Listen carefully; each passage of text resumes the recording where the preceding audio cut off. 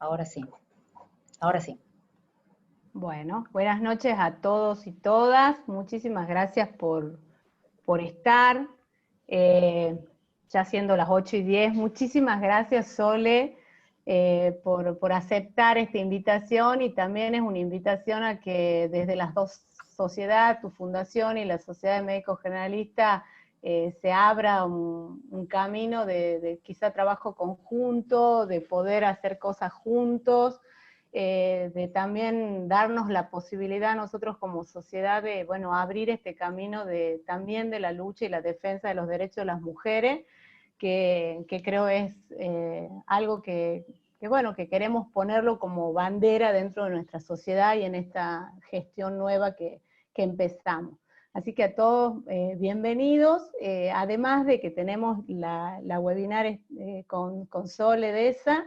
Queremos también dar como la bienvenida y contarles que tenemos página web, que estamos muy contentos porque ha sido un esfuerzo y una meta que nos pusimos este año, y la verdad que hemos logrado que esté. Salió ahora a principios del mes de agosto, así que los invitamos a todos para que la conozcan. Seguramente les habrá llegado cuando se inscribieron la página, porque tenían que entrar a la página, así que bueno, ahí lo vamos a poner en el chat, ahí está, ahí la está mostrando Marina a nuestra página. Muchas gracias, Marina. De nada. La nueva incorporación a nuestra sociedad, ¿sí? Así que estamos la verdad que muy contentos de poder presentarla a la página. Esperamos que se nutra, y bueno, con esta primera gran actividad que tenemos, que decidimos hacerla para las mujeres, y con Sole obviamente acompañándonos y apoyándonos como siempre. Así que bueno, la pregunta era esta, ¿no? ¿Qué debemos saber como equipo de salud en cuanto y en materia de violencia contra las mujeres y género? Sabemos que quizás no es el tema del momento, que todo el mundo está hablando de la pandemia, pero bueno, a nosotros nos parecía importante poder abordar esto desde la sociedad, desde dos lugares, ¿no? Desde el lugar del posicionamiento que queremos tener y mostrar como sociedad científica, y por el otro para aprender de los que más saben. Así que bueno, Sole, bienvenida. Soledad, para los que no los conocen, es abogada, feminista, luchadora de los derechos humanos de las mujeres, y bueno, una compañera y una amiga de hace un tiempo. Que bueno, bienvenida. Muchísimas gracias, Andrea. La verdad que yo tengo un cariño especial por la Sociedad de Médicos Generalistas de Tucumán, bueno, por la Federación, en fin. Siempre hemos articulado actividades y la verdad que ha sido como bien fructífero, así que les agradezco la invitación a este espacio. Y me parece que no está de más el tema de hablar de enfoque de género y de violencia contra las mujeres o violencia de género en esta coyuntura, donde precisamente por la pandemia hay organismos internacionales como la Organización Mundial de la Salud, como el Comité CEDAW, como el MESECRI, que es el organismo que controla la Convención Americana Belém do Pará, que es la que regula el derecho humano a vivir una vida libre de violencia, o incluso la Corte Interamericana, ya están alertando acerca de cómo las medidas de bioseguridad, como entre ellas el ASPO, el DISPO y demás, decididas por los estados a propósito de la pandemia, han profundizado muchísimas de las violencias que ya existían. Las violencias domésticas y las violencias sexuales a consecuencia de las medidas de confinamiento, pero también el resto de las violencias como consecuencia. Por ejemplo, en el campo de la salud, las medidas de distanciamiento, las medidas de aislamiento o la misma conformación de la agenda sanitaria hace que prestaciones como las que están vinculadas a la salud sexual, a la salud reproductiva, no reproductiva, que son un enclave importante para la autonomía sexual y para la igualdad de género, están dentro de las agendas sanitarias priorizadas luego de la cuestión epidemiológica. Entonces, está bueno pensar que incluso en la conformación de las agendas públicas y aún en una coyuntura epidemiológica, el enfoque de género nos tiene que hacer pensar acerca de cómo ciertas decisiones tomadas en materia de salud, si no tienen una perspectiva de género, van a tener un impacto negativo desproporcionado en quienes tenemos, por ejemplo, la capacidad biológica de gestar, ¿no? Si hablamos de salud sexual y reproductiva. Pero antes un poco de eso, celebrar este espacio, me parece que la ley Micaela tiene algo muy importante, que es recoger una indicación de los organismos internacionales acerca de que los operadores de la salud, en cualquier, o sea, todos los operadores del Estado, pero los operadores de la salud trabajan en los distintos poderes del Estado, y más allá de las jerarquías que tengan, y sea en la parte pública, o sea, la ley Micaela es para la parte pública, pero también en la parte privada, es necesario que tengan una capacitación o que incorporen la perspectiva de género y la perspectiva de violencias. Por eso vamos a arrancar por ahí. ¿Qué es la perspectiva de género? Que me parece que es como lo más importante. La perspectiva de género nosotros la tenemos que pensar aplicada a la salud o a la atención sanitaria, la podemos pensar de varias formas.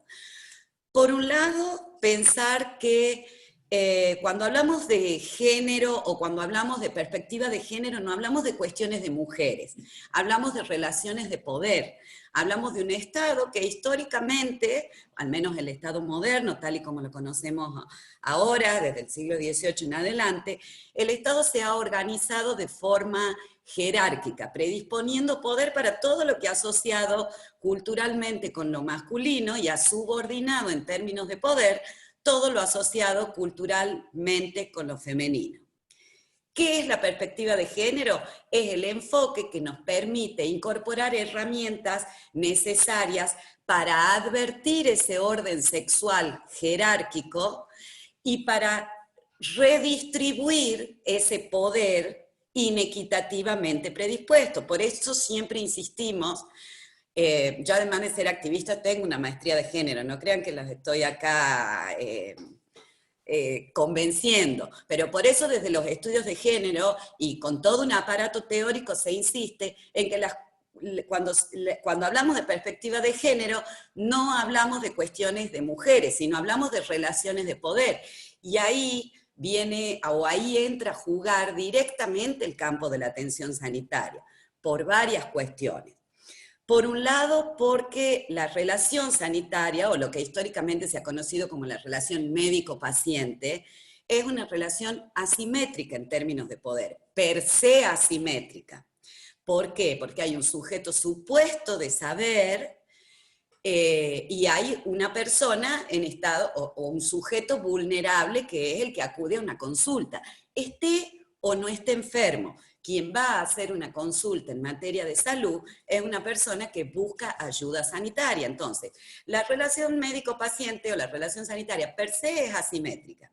Si nosotros a esa asimetría de poder, que es propia de la relación sanitaria, le incorporamos la variable de género, nosotros vamos a tener otra variable que va a profundizar esa asimetría de poder. ¿Cómo se incorpora la perspectiva de género a la relación sanitaria? De varias formas, advirtiendo, por un lado, que el lugar de subordinación que históricamente han ocupado las mujeres y las disidencias sexuales en el orden sexual jerárquico. Eso nos va a permitir ver cómo hay algunas problemáticas que han sido soslayadas de la agenda o son menospreciadas en términos de atención clínica, ¿no? O consultas como por ejemplo las que tienen que ver con salud sexual y reproductiva son tomadas como pueden no mediar una enfermedad, y lo que media es una consulta para fortalecer la autonomía o el autogobierno sexual, entonces se considera que ahí quizás no hay una relación sanitaria en sí, pero la verdad es que sí la hay. Pero hay otra forma que es más interesante incluso de incorporar la perspectiva de género, porque la va a completar, que es incorporar el enfoque de interseccionalidad. El enfoque de interseccionalidad, que de hace muchísimo tiempo se trabaja desde la Organización Mundial de la Salud y desde la OPS también, y que si nosotros tomamos, por ejemplo, el marco teórico de Symington, le va a llamar interseccionalidad, pero si tomamos el de Florencia Luna, va a hablar de vulnerabilidad, si tomamos Hernández Artigas, va a hablar de opresiones.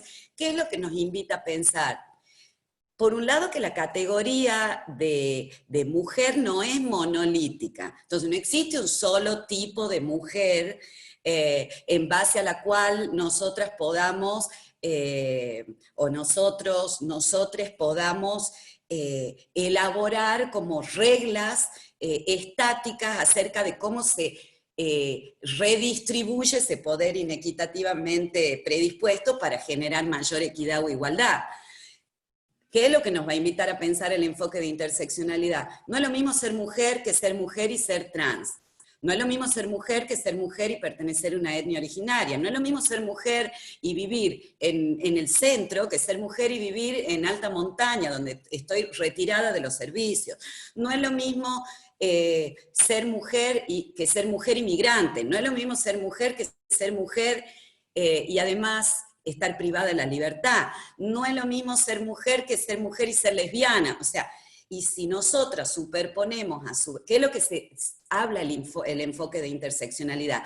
Cada una de esas categorías debe ser analizada como capas que se superponen para desaventajar un punto de partida que ya es desaventajado en términos de orden sexual jerárquico. Entonces, si en el marco de la atención sanitaria se es capaz de advertir a la persona en un contexto, a la persona como un individuo, pero también a la persona en una comunidad y en las relaciones y en el lugar que ocupa y el posicionamiento que ocupa en la sociedad, va a ser mucho más fácil o se va a administrar de forma más justa la salud como recurso finito, ¿no? Pensemos que el derecho a estar sano o a estar sana no existe. Cuando se habla de derecho a la salud, de lo que se habla en términos jurídicos es del derecho a recibir asistencia sanitaria. Entonces, esa asistencia sanitaria, nos guste o no nos guste, independientemente de que el artículo 16 de la Constitución diga que somos todos iguales ante la ley, no creo que acá nadie se atreva a pensar que de verdad somos todos iguales ante la ley. Entonces, en el marco de la relación sanitaria, si nosotros no incorporamos, o mejor dicho ustedes, porque yo pacientes de momento no atiendo, si ustedes no incorporan un enfoque de género e interseccionalidad, podrían estar o caer en el error de darles a todos, a todas o a todes lo mismo, y eso no necesariamente va a significar promover equidad. Entonces, la perspectiva de género aplicada al marco de la atención sanitaria, en primer lugar, implica eso, reconocer que el enclave donde circula la información, donde se brinda asistencia sanitaria, donde la paciente o el paciente tienen derecho a recibir un trato digno y respetuoso, donde tienen derecho a que se resguarde la confidencialidad, la intimidad, la privacidad, donde tienen derecho a recibir información clara, acorde a las competencias, basada en evidencia científica y veraz. Si nosotros no prestamos atención a cuáles son las circunstancias que connotan a cada uno de nuestros pacientes, iba a ser muy difícil garantizar una atención sanitaria de calidad. O, lo que es aún más grave, va a ser muy factible que cada uno de ustedes, desde su lugar de poder dentro de la relación sanitaria, si se mantiene ciego o ciega a esas diferencias que presentan los pacientes y las pacientes y les pacientes según sus propias realidades, los puede llevar a consolidar incluso desigualdades. Yo siempre digo que operadores del derecho a la salud no somos solamente los profesionales de la abogacía. Operadores del derecho a la salud son también ustedes, porque son agentes son quienes van a facilitar atención sanitaria. Entonces, como operadores del derecho que son también, tienen que saber que el derecho puede corregir muchas desigualdades, pero lo mismo que un lugar de poder en relaciones determinadas puede corregir ciertas desigualdades o puede consolidarlas. Entonces, la perspectiva de género es para advertir esas desigualdades. Desigualdades que no tienen nada que ver con la naturaleza.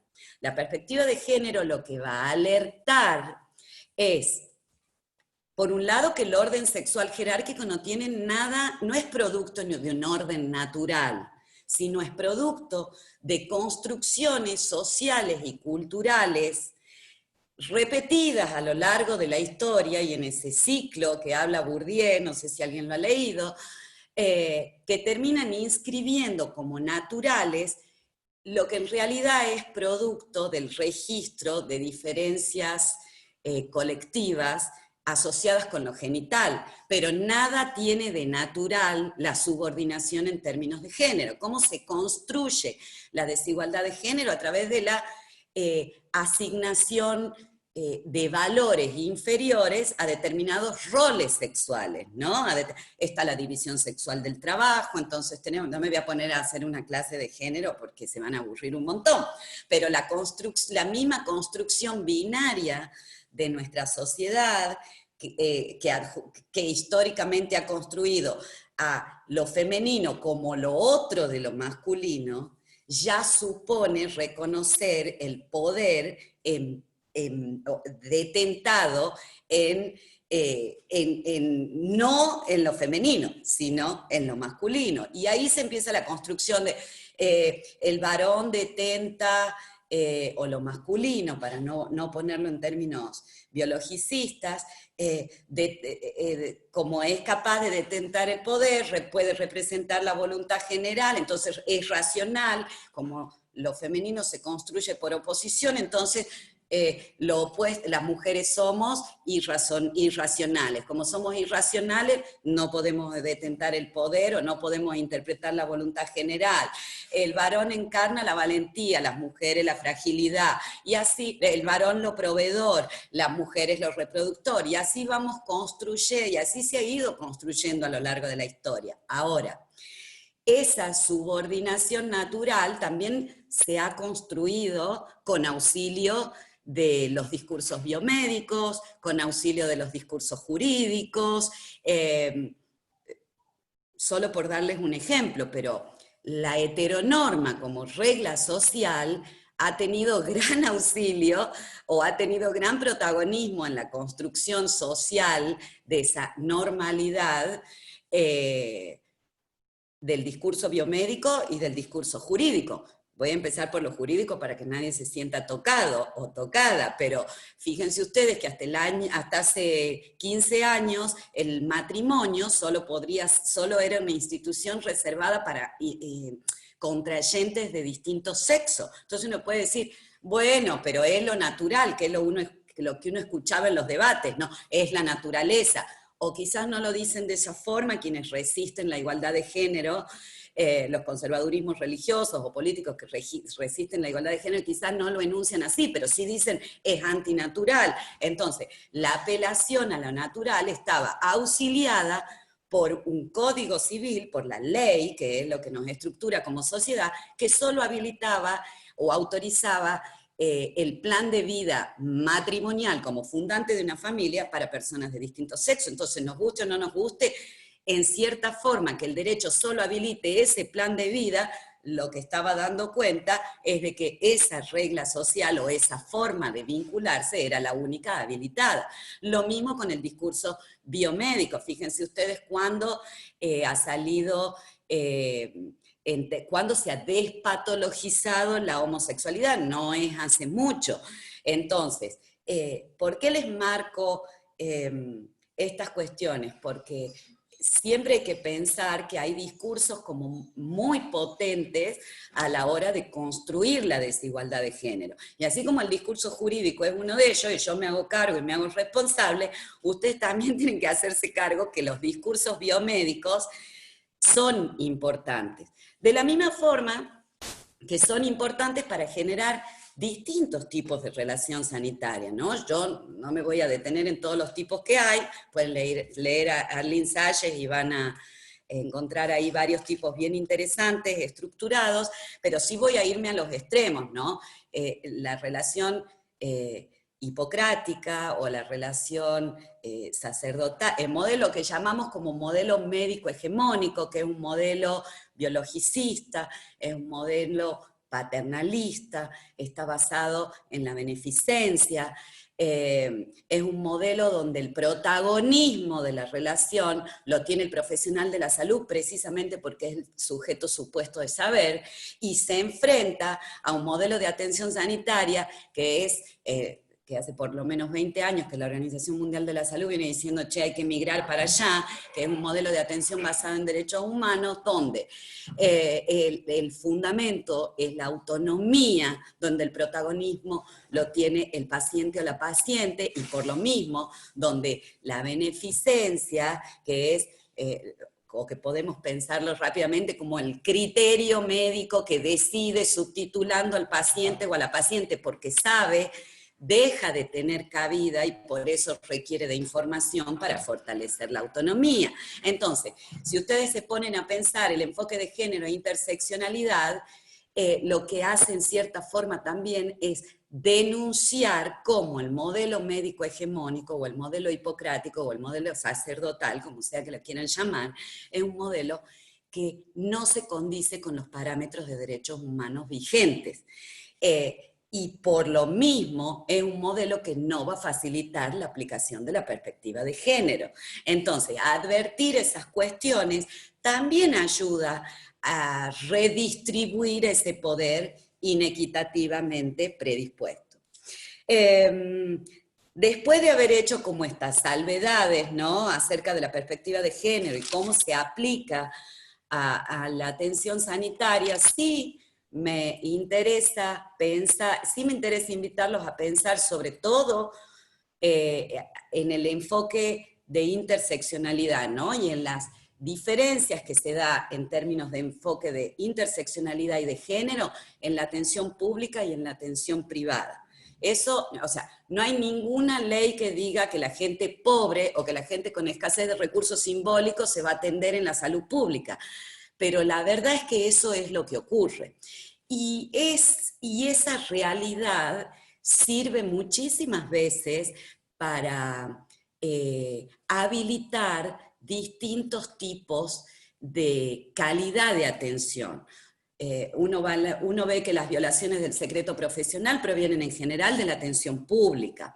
Uno ve que el avasallamiento o la anulación de la autonomía como un derecho central de los pacientes y las pacientes proviene en general de la salud pública. Uno ve que la malversación de la objeción de conciencia o la objeción de conciencia utilizada como una herramienta no de defensa de la propia conciencia, sino para disuadir al paciente en el ejercicio autónomo de la toma de decisiones y la manifestación libre de consentimiento, se dan en general en la salud pública. Uno ve que la información sesgada o la información falsa o la información que quizás muchas veces no la brinda ni el profesional que atiende, sino la que está a la entrada, la que le entrega el tríptico y demás. Bueno, todas esas cuestiones ocurren en general en la salud pública, donde tenemos una paciente o tenemos pacientes en general con una ciudadanía debilitada. Entonces, no incorporar la perspectiva de género, no incorporar el enfoque de interseccionalidad a la perspectiva de género, no va a ser otra cosa que profundizar las desigualdades y generar una calidad de atención absolutamente superior en la salud privada, donde la confidencialidad es más robusta, donde la autonomía es mucho más posible, porque no solamente porque la paciente o el paciente llegan con otros recursos propios, sino porque además el profesional o la profesional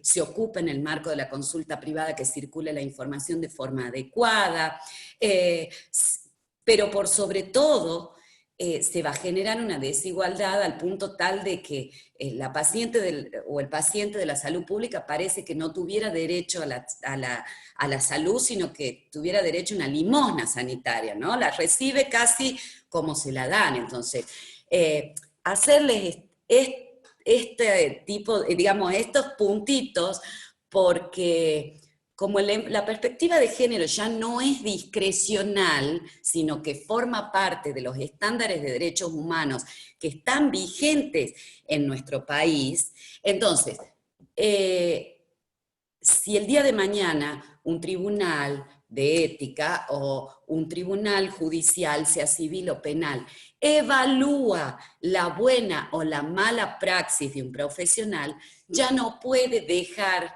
de incorporar la perspectiva de género. Entonces, sí hacerles hincapié a ustedes en que cuando hablamos de perspectiva de género, no hablamos de ideología, que es el término que utilizan los conservadurismos religiosos para restarle rigor al conocimiento y al aparato teórico de los estudios de género, sino que hablamos de un enfoque de derechos humanos que se desprende de la Convención Americana Belém do Pará, que forma parte de nuestro bloque constitucional federal desde 1994, forma parte de la Convención Americana, de la Convención para la Eliminación de todas las formas de discriminación de las mujeres, que es la que está en el bloque constitucional federal nuestro desde 1994, de la Convención Americana Belém do Pará, a la cual Argentina ha adherido después de la reforma constitucional por la ley 24632, y de otros tratados internacionales, que no me voy a poner, pero el Protocolo de Salvador, puntualmente para la salud, la Convención de Derechos Humanos, que es lo que se conoce como el Pacto de San José de Costa Rica. O sea, no es... la perspectiva de género no es producto de 5, 6, 17 o 25 trasnochadas que se han dicho, bueno, incorporemos la perspectiva de género. La perspectiva de género es un estándar de derechos humanos. Entonces, por lo mismo, no es discrecional, hay una obligación de aplicarlo. Y por lo mismo es que la ley Micaela alerta acerca de la necesidad de que los operadores del Estado tengan esa capacitación. Y ahora me voy a la otra parte, que es la parte de violencia, solo para hacer hincapié en que hay 3 violencias. Yo Sí. te interrumpo un segundo, Sole, como para no irnos de eso, perdón, ¿no? Muy bien. Me hace mucho ruido pensar en cómo se construye esa empatía sanitaria. Es muy clarísimo eso que vos planteás de lo público y de lo privado, en donde, bueno, en el privado uno elige al médico que le va a brindar la asistencia, ¿no? Entonces es como que busca esa empatía, no se va a buscar a alguien ni que lo trate mal, o capaz, si te gusta también, pero digo, elegís a quién te asista. En la parte de pública no existe eso, no hay tal oportunidad del paciente o de nosotros los pacientes de ir a elegir el que nos atienda, el que te tocó, te tocó. Y esta cuestión de que, de la empatía, digo, mirándolo desde el lado que brinda la asistencia sanitaria, ¿cómo se construye empatía sanitaria o cómo se construye eso pensando en este contexto cultural o en esto que está arraigado culturalmente y que, bueno, obviamente sabemos que los cambios culturales traen su largo tiempo, ¿no? O sea, ¿cuáles serían esas herramientas? Y a mí me parece que el discurso de derechos tiene muchísima potencia. A ver, yo dudo mucho que alguien tenga empatía con el fisco, por ejemplo, con la AFIP. Ahora, nadie va a dejar de pagar el monotributo, nadie va a dejar de... ¿No? ¿Se entiende? Yo creo que es porque tenemos internalizado que no solamente que el Estado tiene derecho de recaudar impuestos, sino que nosotros, nosotras y nosotres, en ciertas circunstancias, debemos esos impuestos. Debemos pagarlos y sabemos que cuando no los pagamos, transgredimos una norma y por lo mismo vamos a poder ser responsables civil o penalmente según el caso. Me parece que respecto de la atención sanitaria está fácilmente internalizada como un derecho en la parte privada, y difícilmente internalizada como atravesada por derechos en la parte pública. Por eso es que yo hablaba de esa diferencia entre asistencia sanitaria y limosna sanitaria. Entonces, uno en el consultorio se identifica, saluda por de pronto, estoy hablando de algo básico, o sea que es común ver, se saluda al paciente, se le identifica, sabe quién es, se le explica, se le vuelve a explicar. ¿Por qué no pasa eso en la parte pública? Y me parece que de alguna forma no está internalizado como un derecho, el derecho de los pacientes, ¿no? Y la atención sanitaria forma parte de un continuum, donde hay el paciente y la paciente tiene derechos que están regulados por la ley 26529, donde un profesional de la salud tiene obligaciones, porque el hecho de que un paciente o una paciente tenga derechos supone como correlato que hay otra persona, o sea, que los puede exigir a otra persona. Entonces, cuando se establece la relación sanitaria, es el profesional o la profesional de la salud quien debe asegurarle los derechos a ese paciente. Luego de eso, cuando hay las obligaciones médicas también están atravesadas por la ley 17.132, que son las de ejercicio de la medicina. Y cuando hay una transgresión a ese estándar de derechos, de obligaciones, perdón, que tienen los profesionales respecto de sus pacientes, que es lo que se conoce como lex artis, que son las leyes que regulan el ejercicio de la medicina, que van a salir de la 17.132 y de la ley 26.529, hay una transgresión. Y en ese continuum, cuando hay un derecho, hay una obligación, hay una transgresión, hay una responsabilidad. Me parece que el tema de la transgresión y la responsabilidad, que es lo que ustedes identifican rápidamente como mala praxis, ¿no? No se identifica en la salud pública. Creo yo, porque en la salud pública, al ser el Estado garante de la atención sanitaria, se cree, como creemos muchos en este país, lamentablemente, que el Estado no es nadie, en vez de pensar que el Estado somos todos, y que el Estado es una entelequia que no existe más que como ficción, y que quienes garantizan, o sea, quienes en nombre del Estado garantizan el acceso a la salud pública, son ustedes, cada uno de los profesionales de la salud, que desde el lugar que ocupan participan de la asistencia sanitaria. Me parece que esa es ¿Y cómo se construye la empatía? Y me parece que se construye, por un lado, poniéndose en el lugar del otro, pero eso sería por convicción. También se la puede construir por conveniencia, ¿no? Que es diciendo, bueno, no me conviene, pero bueno, para eso tendría que haber, me parece a mí, una política sanitaria un poquito más clara, donde los directores y las directoras de cada institución, como dice el artículo 40 de la 17.132, que es la que rige el ejercicio de sus profesiones, se haga verdaderamente responsable por cada transgresión médico-legal que hay dentro de sus instituciones. Tendría que pasar lo mismo. Tendría que pasar lo mismo con los jefes y jefas de servicio.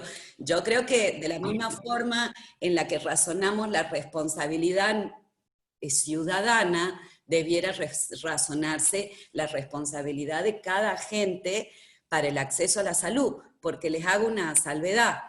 Para muchas personas, muchos más de lo que ustedes creen, ustedes van a ser no solo la puerta de acceso, quizás la única, de acceso a la salud, sino también de acceso a la justicia. Entonces, es mucha la responsabilidad social que hay. Y me parece que a veces no se identifica lo que dijo la Corte en el fallo FAL, que es que el ejercicio de la medicina supone una responsabilidad social, el ejercicio de una función social. Es lo mismo que dice la ley de los derechos del paciente, ¿no? No sé si responde a la pregunta. Sí, Sole, difícil, se construye de manera difícil, creo. Me parece que también es con este trabajo ciudadano, porque uno no deja de ser ciudadano también, es este ejercicio de la ciudadanía atravesado por otras perspectivas que no son las antiguas quizás, ¿no? Eso de y por una ética también. Exacto. Por una ética personal. Se supone, digo porque hay cuestiones en las que los mayores y las mayores detractoras del respeto por los derechos de las mujeres y de las disidencias sexuales suelen invocar la ética, la moral, ¿no? Y en realidad la ética y la moral debiera ser una guía que nos guíe a cada uno acerca de lo que está bien y lo que está mal, ¿no? No debiéramos estar necesitando que el abogado o la abogada de la paciente esté en la puerta diciendo, te voy a iniciar un juicio de mal, o le presente un escrito. Se supone que al ser claras cuáles prestaciones médicas son lícitas, cuáles son ilícitas, al ser el PMO clarísimo, al ser los derechos de los pacientes enumerados en el artículo 2 de la 26.529 tan claros, me parece que cuando ocurre una transgresión a los derechos, en realidad tendría que haber una toma de conciencia y una revisión de la propia práctica al interior de cada servicio, ¿no? Porque todos nos podemos equivocar. El problema es que los derechos en general, cuando está la perspectiva de género y de diversidad, no se violan porque hay un descuido. En general hay una acción autónoma dirigida en ese sentido, ¿no? Y Gustavo ahí quiere hacer un aporte. Gustavo. Sí. Hable nomás. ¿Qué te tengo que...? A ver. ¿Podés...? ¿Cómo se llama? Ahí está. Sí, pero no soy yo, alguien también que figura como Gustavo Sánchez. Yo creo que la Euge. Ah, bueno. Y a ver, Euge. ¿Se puede? Me pregunto si. ¿Puede? A ver, yo le saco el micrófono. No, bueno. No sé. Alguien que escribió en el chat incluso. Sí, sí, pero no sé por qué no está pudiendo. Ahí Josefina también. No sé si les tengo que activar yo el micrófono. ¿Vos lo pudiste activar, Gustavo, o no? Sí, ahí está.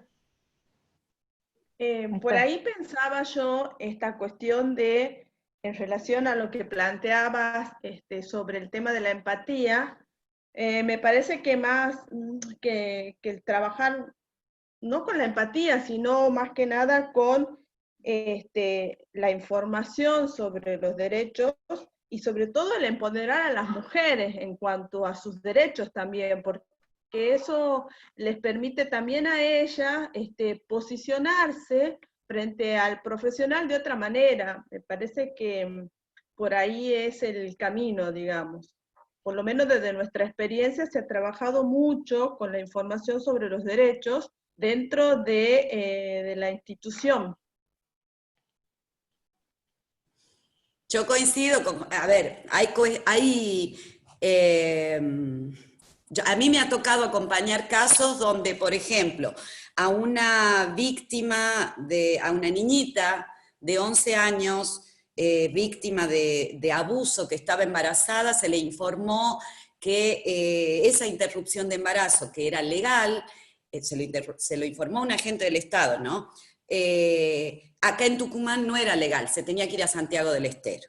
Por supuesto que nosotros tenemos que pensar ahí, a ver, lo que dice José, o sea, si nosotros vemos el acceso a la información como parte de la construcción de ciudadanía que tiene un paciente y el profesional de la salud como responsable del respeto por la autonomía, tiene que tener obligación de brindar información. Por eso es que yo apuntaba al profesional que brinda información sesgada o incompleta o falsa, ¿no? Y cómo no solamente viola el derecho a recibir información de tal o cual manera, sino que es una forma indirecta de violar la autonomía. Porque yo, que soy blanca, clase media, propietaria, instruida, tengo un montón de ventajas y privilegios en este orden sexual, aun cuando tenga una desventaja de género, yo estoy en muchas mejores condiciones para exigir o para exigir cierto nivel de atención, o para conocer cuáles son mis derechos, y exigir que el profesional, el problema es esa paciente del hospital, que en general no los conoce, ¿no?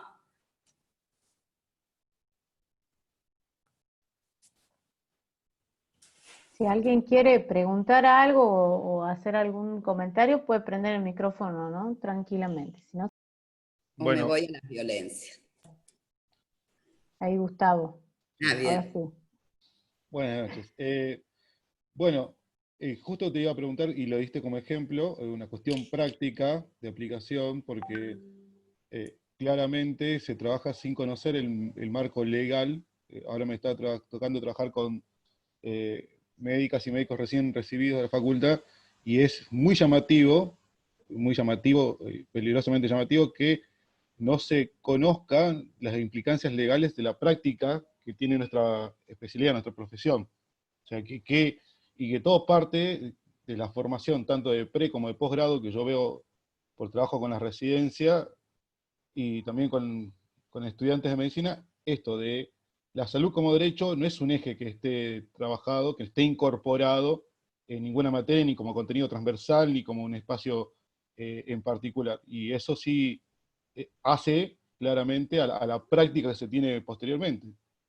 Es, es parte de lo que venimos charlando en muchos de los congresos de medicina general igual, pero bueno, sigue llamando la atención que pase, y tendríamos que, me parece, en esto de trabajar, que decía Andrea al principio, ir retomando todo lo que, de la experiencia que se va teniendo de distintas organizaciones, aportándola como información concreta para nosotros, para tomarla, y a partir de ahí generar nuevos contenidos hacia las nuevas prácticas que queremos generar, que señalaba también la compañera, hablando de esto de empoderar a quienes van, a las compañeras que van como pacientes, a los colectivos de LGBTI, o sea, a todo en general de la población y comunidad con la que trabajamos, sobre todo quienes trabajamos en primer nivel de atención, ir fortaleciendo esto, porque aparte es parte de nuestra tarea en la comunidad, en esto de asumir las nuevas formas de trabajo.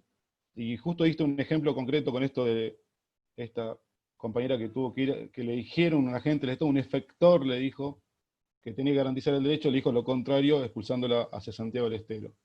Así que bueno, eso. Es muy importante esta fluidez de información entre nosotros ahora. Y es muy importante lo que dice Gustavo, porque tenemos que pensar que ese orden sexual jerárquico, esa subordinación en términos de género, o esa subordinación en términos de género y de clase, ¿no? De género, de clase y de orientación sexual, o sea, como sea que la queramos poner y que nos toque, también se construye políticamente con la colaboración de quienes diseñan las currículas universitarias. Yo siempre digo que ni los abogados y abogadas, ni los médicos ni las médicas salimos de un repollo, salimos todos y todas de universidades en general públicas, acá en Tucumán. Entonces, cuando hay una institución pública, hay un profesor que no respeta los derechos de los pacientes, o cuando hay efectores de la salud que dentro de una institución pública tienen habilitada la violación o desconocen, como dice Gustavo, que la atención sanitaria está atravesada por un marco legal, me parece que en cierta forma cuentan con la colaboración de esa currícula oculta, ¿no? El hecho de que medicina legal no hable de los derechos de los pacientes, no hable de las obligaciones médicas, sino hable de contenidos propios de una especialidad, como es la medicina forense o la medicina legista, ¿no?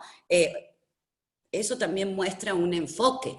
En realidad, por medicina legal debiéramos entender el marco de derechos y obligaciones, ese continuum, derechos, obligaciones, transgresión y responsabilidad que atraviesa el ejercicio de la medicina. ¿Qué beneficio le aporta a un egresado de una facultad de medicina tener conocimientos de medicina forense si se recibe de médico generalista? Se supone que quien quiera ser un médico forense va a hacer una especialidad después.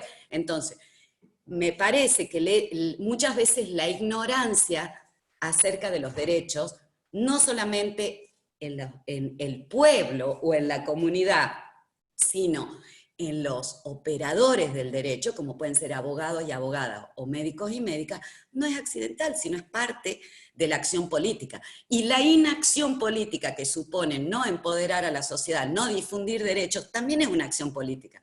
La no acción política también es una forma de hacer política. Eso también hay que verlo. Hola, hola doctora, ¿me escuchan? ¿Me escuchan ahí? Sí, ahí se te escucha bien. Buenas noches ya. Bueno, yo soy Laura Macchioni y hemos tenido el gusto de tenerla a Soledad acá en la hostería de Tafí Viejo, también que ha venido a dar una charla sobre derechos en las mujeres. Y bueno, estoy muy, digamos, atenta a todo lo que estás diciendo. La verdad que me encanta escuchar esto porque me parece que nosotros los médicos tenemos una gran falla que es sobre todo eso, atención en cuanto a los derechos del paciente, ¿no? Y esa subordinación y esa cuestión de hipocrática, como decimos, del médico acá y el paciente allá. Y creo que lo que quería justamente es lo que vos estás nombrando, lo que nos pasa, que no puedo creer que todavía en una facultad no se dicte o no se forme a los profesionales, sobre todo en una facultad pública, ¿no? En cuanto a los derechos del paciente, los desconozcamos, los médicos tenemos como mucha cuestión científica y poco de humano, digamos así, en lo que es a la relación con el paciente, y se deja mucho de lado en la formación eso. Y creo que tiene mucho que ver con el ingreso restrictivo de la facultad y mucho que ver en cuanto a lo que tenemos y nos enseñan tan poco en la currícula de formación en ética profesional, y así como decías, en medicina legal. El otro día estuve con el doctor Mateo Martínez, que me parece una persona brillante en un montón de cosas, y se lo planteé, tuve la oportunidad de plantearle esto, de decirle, che, pero doctor, estaría bueno que cambiemos esto, que en cierta medida da como una restricción a muchos de ingresar a la facultad, que tienen esa posibilidad de formarse pagando, y dejando de lado a otros que quizás tengan muchísimos conocimientos y no llegan a ese nivel académico que quieren llegar por el ingreso restrictivo a la facultad. Tiene que ver con todo, ¿no? Tiene que ver con las clases sociales, tiene que ver con una facultad pública, tiene que ver con otra mirada que se le da como un derecho a la educación también. Entonces, bueno, era simplemente aportar esto, que él me dijo que no, o sea, cuando se lo planteé me dijo que no podía ser una facultad de medicina con ingreso para todos, digamos. Eso puede depender de la CONIAU, pero el diseño curricular él lo puede modificar. Así es, y también puede modificar el contenido de las materias, ¿o no? Porque podríamos poner una materia dentro de medicina legal o dentro de ética, que también tenemos ética en la facultad, como un cursadito de un mes, por ejemplo, porque me acuerdo que por lo menos cuando yo he cursado, hacía un cursadito de un mes, que ni siquiera rendíamos un parcial, era ética dentro de otra materia, digamos, una tontera, por decirlo así. Poner esto la perspectiva de género en la profesión, tanto en relación con nosotros como profesionales, de la formación de médicos, como el derecho de la mujer a un montón de estas cosas que vos venís hablando. Me parece que la facultad en la formación es la base de la falla, digamos, y de ahí surge todo lo demás. Eso nomás. Gracias, doctora. No, por favor. Sí, por eso es que decíamos, o sea, piensen ustedes que también cuando vemos historias clínicas que andan de mano en mano y la confidencialidad revolcada ahí en el fango, ¿no? Detrás de eso no hay solamente profesionales de la salud, también hay abogados y abogadas que tampoco conocen, porque yo les cuento para que ustedes no se sientan mal. En la Facultad de Derecho tampoco se enseña, sí se enseña la salud como un derecho humano, pero no se enseña que la atención sanitaria está atravesada por un marco legal. Solo se lo ve desde el punto de vista de la responsabilidad, ¿no? Si la aseguradora, si no la aseguradora, no se ve los derechos de los pacientes más que en una unidad mínima. O sea, no es accidental, eso es lo que yo les quiero decir. es político y sí se pueden diseñar, sí se pueden modificar las currículas. Lo que pasa es que, bueno, también hay que ver quiénes están al frente de la... A ver, ¿quién está al frente de bioética, por ejemplo? No es para que me lo digas, porque yo ya lo sé, pero si vos te pones a pensar quién está al frente de la materia, rápidamente te vas a dar cuenta por qué no se enseñan derechos de las mujeres, ¿no? Lo dejo ahí.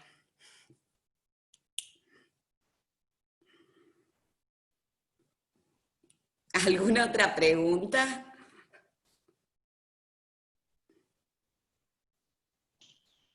Parece que no, así que podemos seguir. Dejaron mudos con el datito. Sí. Después lo que me parece importante, porque estamos hablando de perspectiva de género, es pensar que la ley 26.480, porque la ley Micaela tiene perspectiva de género y tiene también violencia. Y hay 3 tipos de violencia, 3 modalidades, mejor dicho, de violencia, que se refieren exclusivamente a ustedes, a los profesionales de la salud. Está la violencia contra la libertad reproductiva, y está la violencia obstétrica, y está la violencia institucional. Fíjense ustedes cómo el tema de violencia también,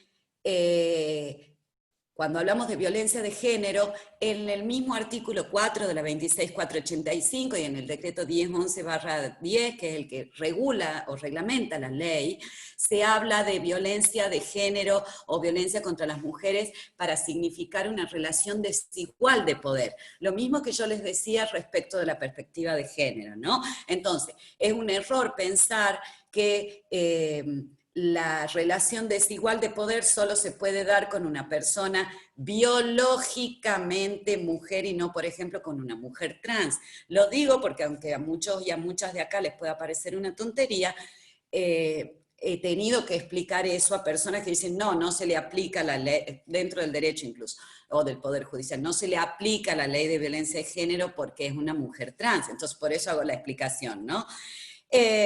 La ley 26.485 tuvo un cambio de paradigma en Argentina, porque antes sí se regulaba la violencia contra las mujeres, pero se la regulaba en el marco de la violencia familiar.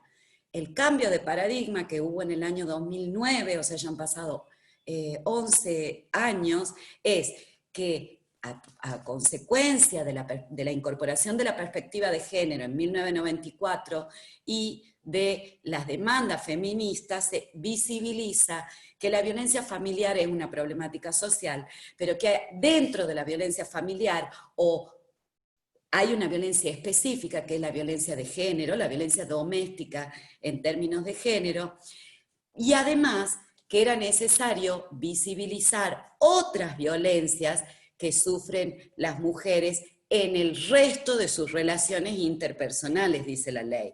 Por eso es que se incorporan al marco normativo las violencias laborales, las violencias en la salud, las violencias políticas y demás. Yo solo les voy a hablar rápidamente de las violencias que se dan en el marco de la atención sanitaria y que tienen al personal de la salud, así es como lo llama la ley, como protagonistas o agentes o responsables de esas violencias. Una es la violencia contra la libertad reproductiva, que es la violencia que se da cuando un profesional de la salud impide el derecho a decidir si tener hijos, no tenerlos, cuántos y con qué espacio o intervalo entre cada nacimiento. Eso dice la ley 26.485. El decreto 1011/10 agrega y aclara que se va a entender por violencia contra la libertad reproductiva cualquier tipo de negativa por parte del personal de la salud de prestaciones médicas lícitas vinculadas a la salud sexual y reproductiva. Por eso es que les digo que no necesariamente por violencia contra la libertad reproductiva se tiene que entender la negativa de información o de provisión de un método anticonceptivo, sino también la negativa de una interrupción legal de un embarazo. ¿Por qué? Porque desde 1921 en Argentina, interrumpir un embarazo producto de un abuso o de una violación o de violencia sexual o de una relación sexual forzada o un embarazo que genere riesgo para la salud o para la vida, es un derecho. Como es un derecho, requiere de una prestación del correlato de la prestación de salud para no ser ilusorio. Entonces, como es una prestación médica lícita desde 1921, negar una interrupción legal de embarazo también es violencia contra la libertad reproductiva. Luego tenemos, es importante que ustedes recuerden que cuando se habla de violencias contra la salud en la ley 26.485, se habla de personal de la salud y se aclara que por personal de la salud se va a entender no solo a quienes trabajan a quienes brindan un servicio, sino a quienes trabajan en el servicio, ¿no? Eso recepta el concepto de equipo de salud amplio, ¿no? Y amplía la relación sanitaria, que ya no es estrictamente la relación establecida entre el paciente y el profesional y el médico o médica, sino entre todo el equipo, y en casos de violencia va a incluir al que trabaje en el servicio, aun cuando no sea profesional de la salud. Luego tenemos la violencia obstétrica. La violencia obstétrica se configura a través de dos comportamientos. A través del trato deshumanizado en el marco de la atención obstétrica o a través de la medicalización de procesos naturales. Es importante que ustedes tengan presente, y ahí vuelve la educación otra vez, intuitivamente pensamos, cuando hablamos de atención obstétrica, pensamos de embarazo, parto y puerperio, pero el aborto también forma parte de la atención obstétrica. Que no se enseñe en la facultad es problema de la currícula, o una decisión política de la currícula, pero el decreto 1011/10 que regula en el artículo 6, inciso E, la violencia obstétrica, aclara que se debe incorporar dentro, o se debe considerar dentro de la violencia obstétrica el trato deshumanizado o el trato inhumano o cruel en la atención de abortos, sean provocados o no, sean legales o provocados, o ilegales, eso es lo que les quiero decir. Por lo cual, la violencia obstétrica se da en la atención de embarazo, parto, puerperio y aborto, ¿ok? Y la medicalización de procesos naturales lo que supone es la rutinización de prácticas que anulan la autonomía, pero no en base a una indicación terapéutica o a una decisión justificada, o a una decisión de la paciente, sino a un criterio médico que anula la autonomía. Ejemplos de medicalización de procesos naturales: administrar oxitocina cuando no hay una justificación terapéutica, o porque tengo que ir a jugar al golf, bueno, o como lo que pasó con Andino, ¿no? Y que quería ir a hacer calzar el parto de la mujer entre no sé qué y no sé qué. Otras prácticas identificadas ya como violencia obstétrica: la maniobra de Christeller, empujar desde arriba, la ruptura de membranas, rasurar los genitales, hacer una episotomía si no hay una indicación terapéutica, no negar medicamentos para disminuir el dolor cuando no hay, ¿no? Hay algunos que dicen, bueno, parirás con dolor, bueno, con el menor dolor que podamos, tampoco es... en fin, podemos, si quieren, hablar de otros ejemplos, pero lo que ustedes tienen que pensar cuando piensen en la medicalización de procesos naturales como violencia obstétrica es en prácticas que se rutinizan dentro de un servicio, dentro de la atención sanitaria, no en atención o en beneficio de la paciente o porque hay una decisión de la paciente, sino porque lo que se juega es un criterio de beneficio para el profesional de la salud, que lo que hace es anular la autonomía en el proceso del embarazo, parto o puerperio. Entonces, por eso se habla de violencia obstétrica. Y ambas violencias, la violencia contra la libertad reproductiva y la violencia obstétrica, van a ser además institucionales cuando los agentes de esas violencias sean profesionales de salud que trabajan dentro del Estado. ¿Por qué? Porque la violencia institucional es la violencia cometida por agentes o funcionarios del Estado, cualquiera sea su jerarquía, que impiden el acceso a políticas de igualdad o a políticas contempladas o a derechos contemplados dentro de la 26.485.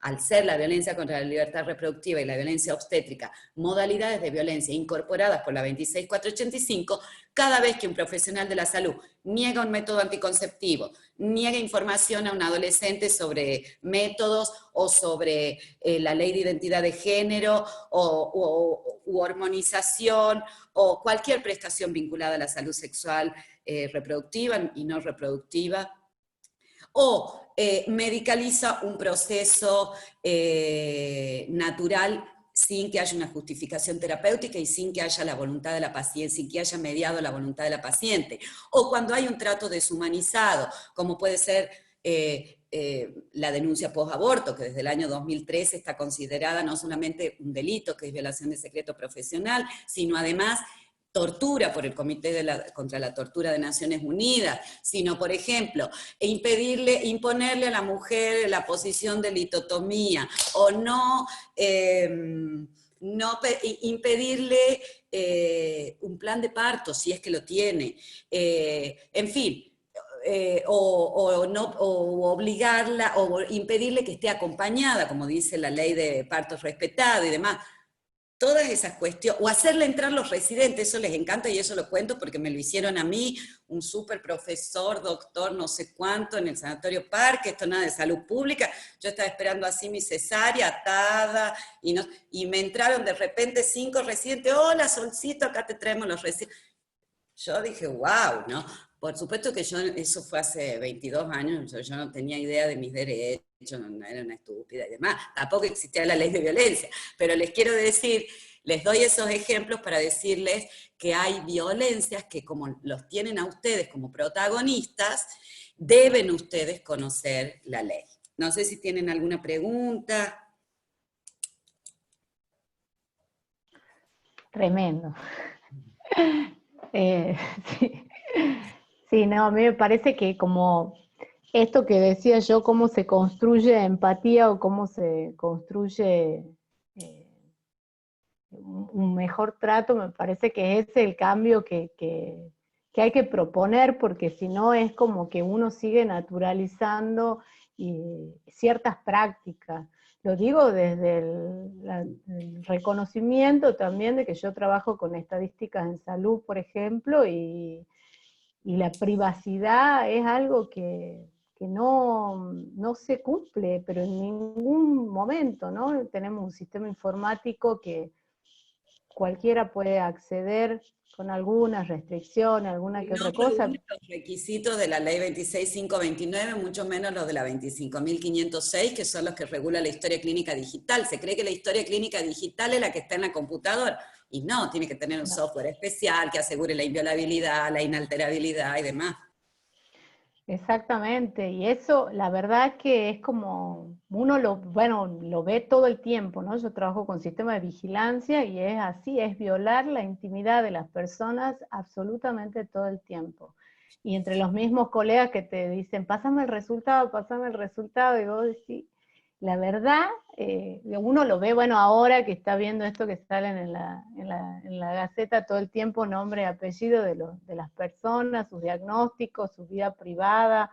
La verdad que siento que realmente el cambio tiene que ser sí o sí curricular, porque si no es como que nos seguimos formando, pero además es político de pensar que no podemos nosotros ser los dueños de la salud a ese nivel, ¿no? Ser los dueños o de decidir sobre la salud o el derecho a la salud de las personas. Me parece que está bien el trabajo ciudadano, pero es el trabajo ciudadano de los dos lados. O sea, yo también soy ciudadana y mi derecho también se viola cuando aparezco en la tapa de la Gaceta, digo, por más que sea un profesional de la salud. Y ahí entra esto que, bueno, se hablaba recién, el tema de la ética.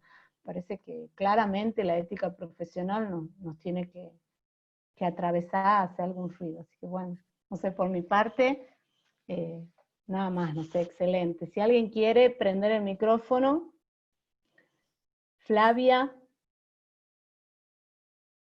si quiere hablar, Flavia, puede prender el micrófono. No, si no, eso de que cuando escuchamos, ¿qué tal? Buenas noches, Flavia de Necochea, provincia de Buenos Aires.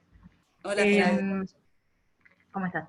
Cuando escuchamos esto que comentaba ella, de todas las cosas que tenemos que saber y que en realidad estamos en desconocimiento por la formación y porque lo vemos además, en nosotros que tenemos este interés, por eso estamos aquí reunidos escuchando esta charla interesantísima, tenemos interés en poder conocer más sobre estas cuestiones y los derechos fundamentalmente del paciente.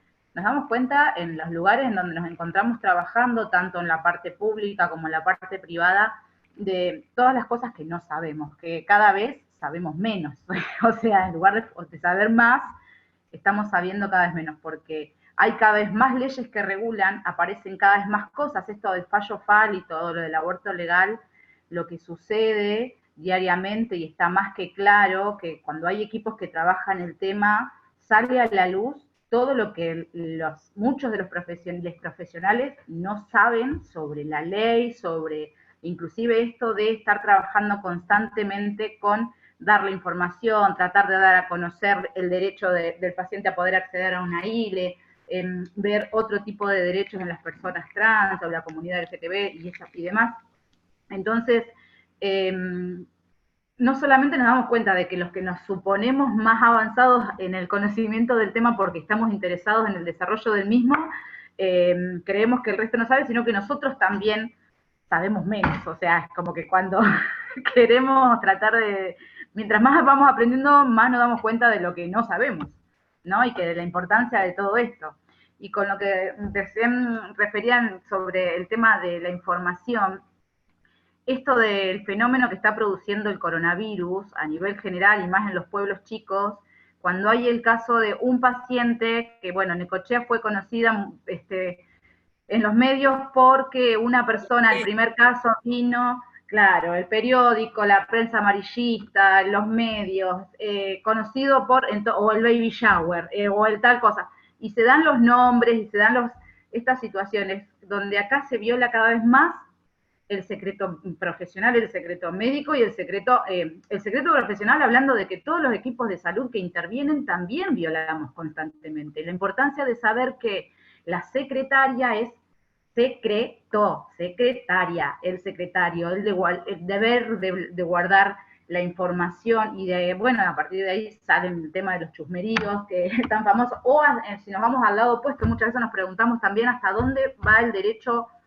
del paciente y el derecho propio, cuando también desde el lado opuesto, a través de estas redes sociales, que no se sabe si amar o odiar, el nombre, como bien decía mi compañera recién, el nombre de la persona que está involucrada en alguna denuncia, se torna mediático y después vienen todas las críticas, y cuando sos en pueblos chicos, termina siendo, bueno, no podés defenderte tampoco porque si contestás está mal también. Entonces, todas estas cuestiones que surgen con estos nuevos medios de comunicación, con todos estos derechos que tanto son de un lado como el otro, también nos lleva a darnos cuenta de esto, de que es un constante avance donde me parece a mí es que me da la sensación de que cada vez sabemos menos también, ¿no? Y que bueno, tenemos que esforzarnos para que esto sea desde lo curricular más discutido, ¿no? Porque que se tenga que discutir en las etapas de formación, porque eso no nos lo cuenta nadie cuando estamos en etapa de formación. Era ese. Sí, yo coincido con Flavia, ¿no? La pandemia también creo que sacó como muchas cosas, ¿no? Lo mejor, lo peor y demás.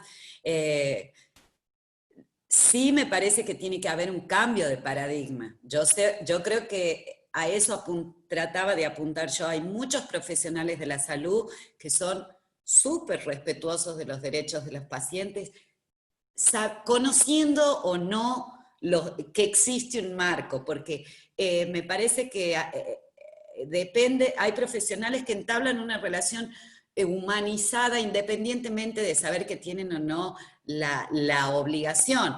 Lo que ocurre es que con la predominancia de ese modelo médico hegemónico se vale de la ignorancia acerca del marco de ley y a su vez se retroalimenta y se fortalece con esa desinformación, ¿no? Entonces yo por eso celebro siempre estos espacios porque, a ver, que un viernes a la noche me estén escuchando a mí hablar 30 personas de este tema, Y bueno, yo creo que es bastante importante, ¿no?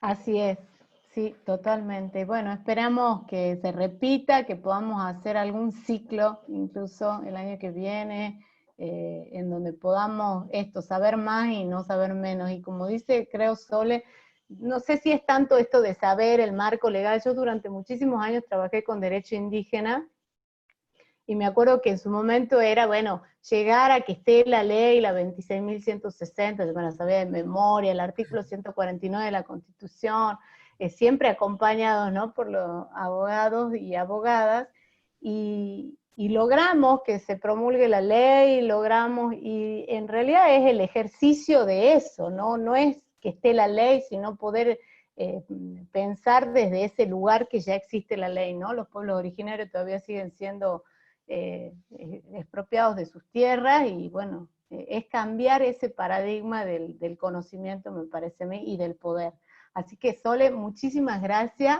Espero que esto sea un comienzo entre la sociedad y, bueno, y la perspectiva de género, y que Siempre empecemos cuentan conmigo, muchas gracias a ustedes y espero que les haya servido a los y las que estaban escuchando. Así que un abrazo enorme y bueno, ustedes saben que siempre cuentan con nosotros. Bueno, muchísimas gracias a todos. Esperamos sus comentarios, cualquier cosa por la página o por el WhatsApp o por el mail, como para poder seguir abordando los diferentes temas que les hayan podido interesar. Así que bueno, muchísimas gracias. Mil gracias, Sole. Buenas noches, buen fin de, que anden bien.